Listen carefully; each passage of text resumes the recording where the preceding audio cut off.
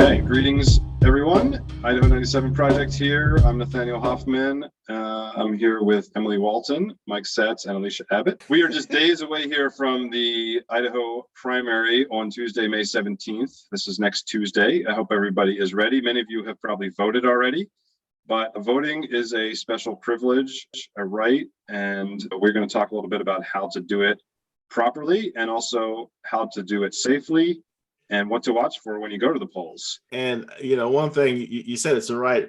It's also a civic duty, right? And we seem to have gotten away from our civic duties or our understanding of our civic duty. And basically, it's what does it mean to be a good citizen? And voting is the foundational duty there. I like that, Mike. So one tried and true method of making sure that as many people as possible vote is to make a plan, a voting plan, your personal voting plan. And I'd like Alicia just to talk a little bit about what goes into your plan for next Tuesday. And I know it sounds silly, but consciously think about how you're going to exercise your civic duty next Tuesday if you haven't already early voted or voted by mail. Alicia, what do you got for us? Well, I'm a huge fan of making voting plans because sometimes you don't think about the little things when you're getting ready to vote. So there's a couple things that you need to do to make your voting plan a successful voting plan. And number one on that list is knowing where your polling location is. You can find this information by visiting voteidaho.gov.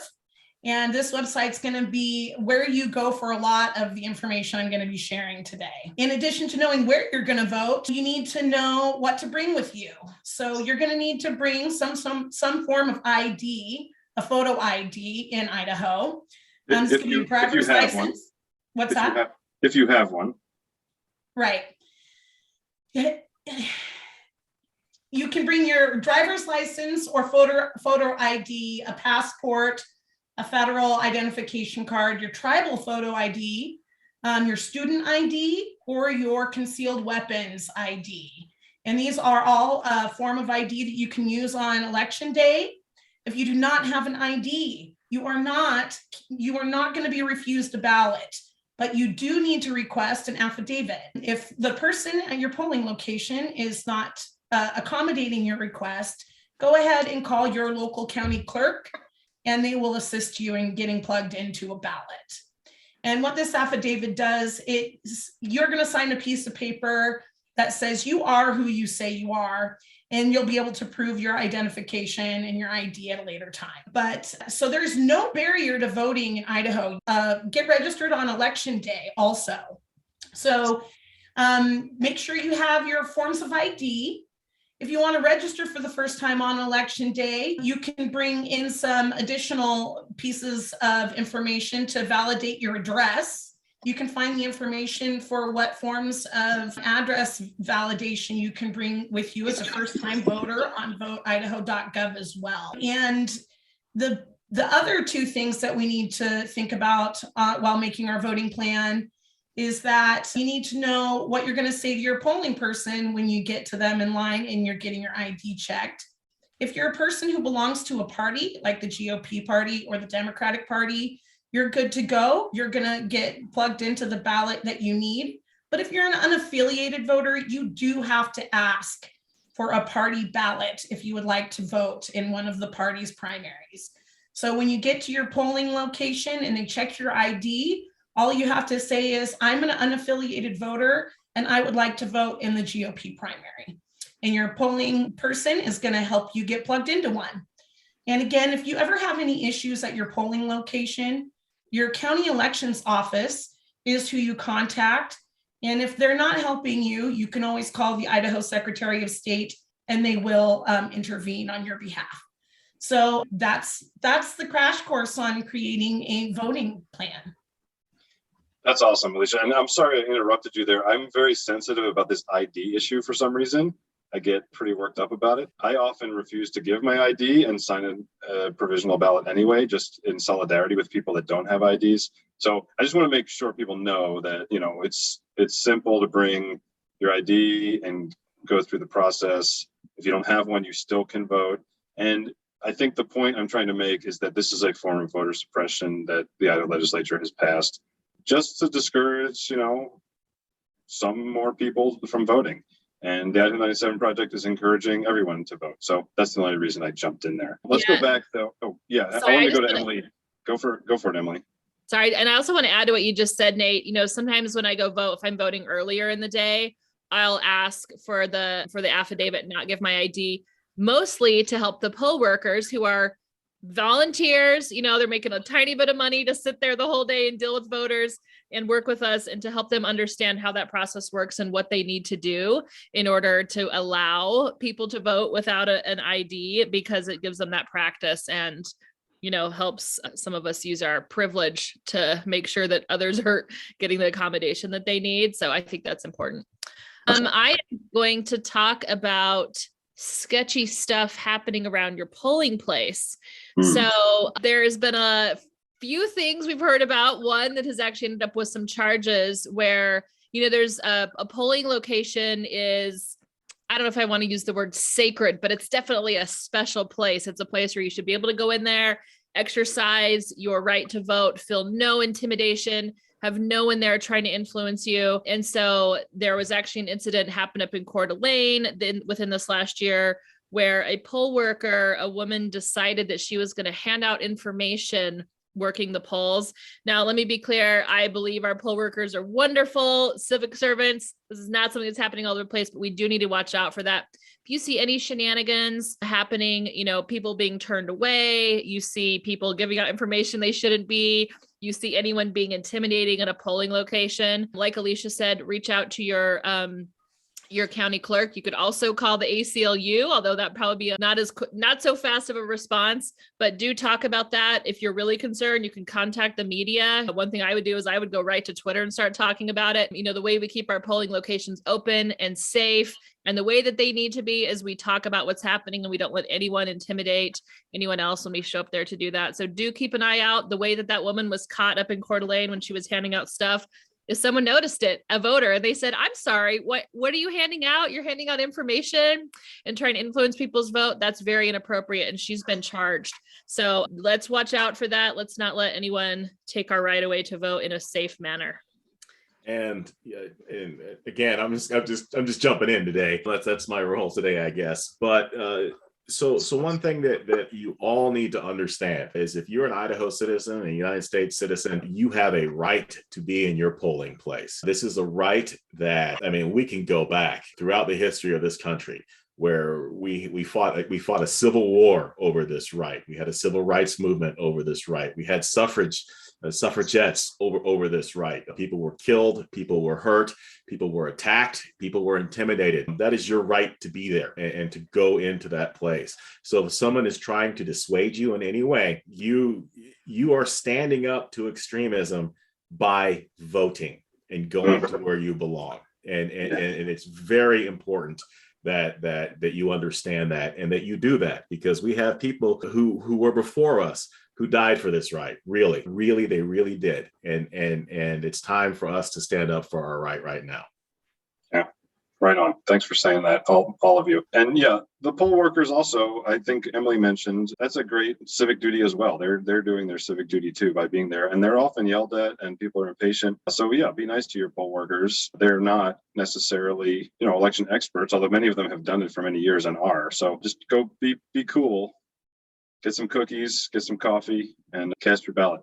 Mike, we've talked about this a few times, but how do people know, like if you haven't done your research, there's still plenty of time, right? Yeah. We talked about it a lot and we've put it on our social media channels, but we're still getting a lot of questions about this stuff. And so some voting resources for you. One, we have a voter guide, the Idaho 97 voter guide. You can go to our website, the idaho97.org, and find it there. And I think it's under actions, I believe is what the tab that it's under there. And now we've been getting a lot of questions about voting for the federal offices. And we did not include federal offices in our voter guide. We are only focused on in-state offices in that voter guide, and one of the reasons is that the federal level it's a much higher level. There's another whole level of complexity there. Other voter guides that you can look at and look for. Take Back Idaho. They have a voter guide that's out. North Idaho Voter Services, if you're in northern Idaho, they have a guide as well. And you can also go and look at the League of Women Voters voter guide, which is at vote411.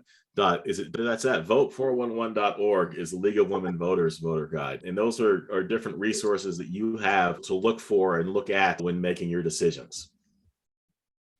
Yeah, and go back through old versions of this podcast too for our top 10 extremist races.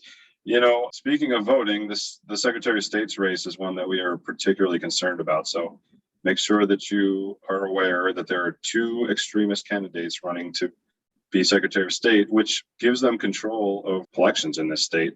And we're about to talk about one of them. Should we move on to that? Yeah, so the Idaho Secretary of State's race is important for a lot of reasons, but it also features heavily in a brand new report that's out today from the Institute for Research and Education on Human Rights. It's a research group that looks at extremism across the country. Dorothy Moon, who's one of the extremist candidates trying to be our Secretary of State, she features prominently in this report. It starts off at a meeting, political meeting in Meridian. And, you know, basically this group has very methodically documented extremist far-right organizations that hundreds of legislators across the country, including dozens in Idaho, are members of. And Alicia, can I ask you to talk a little bit about the Institute? I think you've worked with them on some other stuff in the past.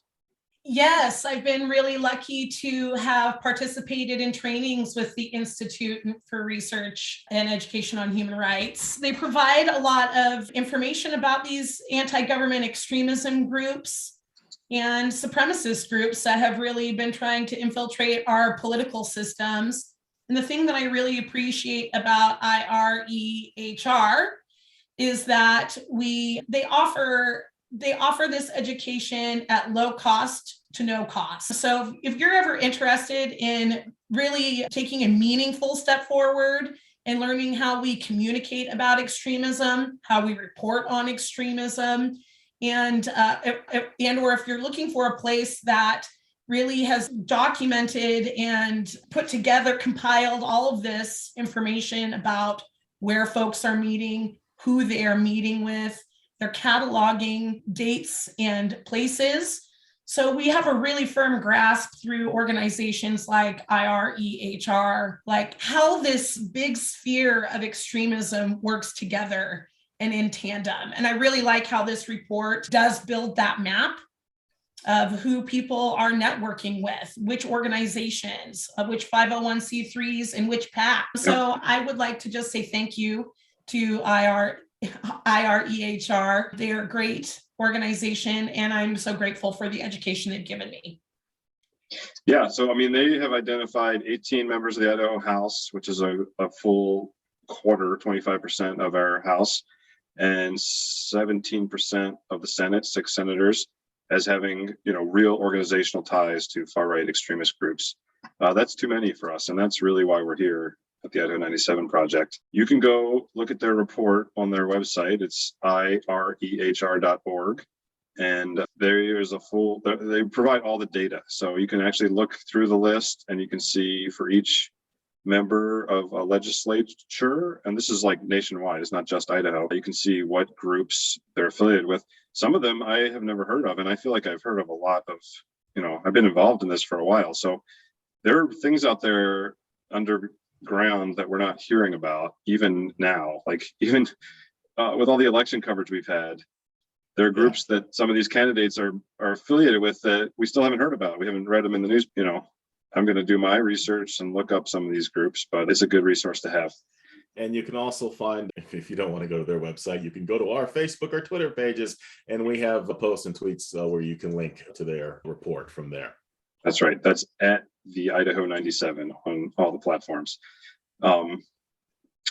I just want to add, like, one other thing, like, these lists are really important because somebody has to put it on paper. Somebody has to do the research and put it down on paper. And that gives journalists in Idaho and across the country an opportunity to review it and, make sure it's valid and report on it. And so that's the reason these reports exist, so that the information can be disseminated to voters like you all, like us. It's important for voters who are maybe a little bit more informed and want to be more informed, because it is absolutely impossible, if you look at the materials that a lot of these people put out, to really discern where they stand and what they say, and what they mean and what they'll do, because they just say a bunch of flag words, they say a bunch of keywords, patriotism, wave the flag, and things like that. And while it may make you have a warm and fuzzy inside, it doesn't actually mean anything. Right? What means something is what are they actually going to do, or what have they done? What does the record show? And this kind of research gives you that information, right? And these people did the work for you, and so it's worth looking at. I don't want to. We haven't had time to fully review the report, but the groups, a lot of these are new groups that have sprung up during COVID. So we're looking at COVID denial groups that we may not have heard of. There's national COVID denial groups out there that our legislators are participating in. There is the entire manufactured debate about racial teaching in schools. There's a bunch of new groups that have risen up around that, and our legislators are being courted and, leading in some cases those efforts nationally. So we need to know. It's really important. Mike, I think there's also a report out on state education rankings. Have you looked at that? Yeah, there's a report out on how the states are doing in education. And Idaho is dead. I think, is this our second time this report's come out that we've been last? Or I know that we compete for last, or third from last, or second from last, but we are anchored firmly at the bottom here in support of Idaho students. And it's frightening, because if you look at the other states that are at the bottom as well, they actually spend much more than we do. And really why I think we need to bring this up right now is May 17th. Is election day, and you should not be voting for any candidate that does not support Idaho public education, period. Right? That is probably the most accurate test on if they are an extremist candidate or not, is where they stand on Idaho public education. Not other stuff, not vouchers, not choice, not all these other flag words and dog whistles that you see, but where do they stand on Idaho public education? And if their answer isn't, I fully and strongly support it, then they are not the candidate for you. And there's one more thing that I just want to throw out there before we finish up here. And that is, I want to say hats off to St. Luke's health system this week. There's been so much news and politics and everything else this week, but St. Luke's health finally is doing what the state of Idaho has just failed to do nonstop during this COVID period. And what it is standing up to these extremists. And so if what you might remember is Ammon Bundy and his group of Health Freedom and all those other whatever freedom groups actually forced the hospital to shut down in Boise. And last week, St. Luke's filed a civil lawsuit against members of those groups and members of those groups. And that's more action than we have seen against these people, period, by anybody. And I just want to say thank you to St. Luke's for stepping up, not only for themselves, but you're stepping up for our community, just like you're our community hospital. And we really appreciate that. All right. I'm going to add, before we move on from that comment, Mike, because I agree with you. I'm very proud of St. Luke's for taking this action. I'm from North Idaho, where we've experienced much more extremism than the rest of the state. And the only way we've been able to get rid of white supremacy in our communities is by bankrupting them. Mm-hmm. So more power to St. Luke's. We need more people in our community to step up and civilly sue extremism when they're doing defamatory or violent things to us. And B, contribute to organizations who are willing to litigate against extremism. So, I'm just super excited to see that this is going to happen. And I'm just thankful for St. Luke's for doing it. Excellent. All right. Anyone else have anything to add? We're gonna keep this quick and let you go research your candidates and make your voting plan. Vote. That's all I got to add. Vote. Excellent. All right. Thank you, everybody. This has been another edition of the Idaho 97 podcast, and we'll see you next week. Thanks. Thank you.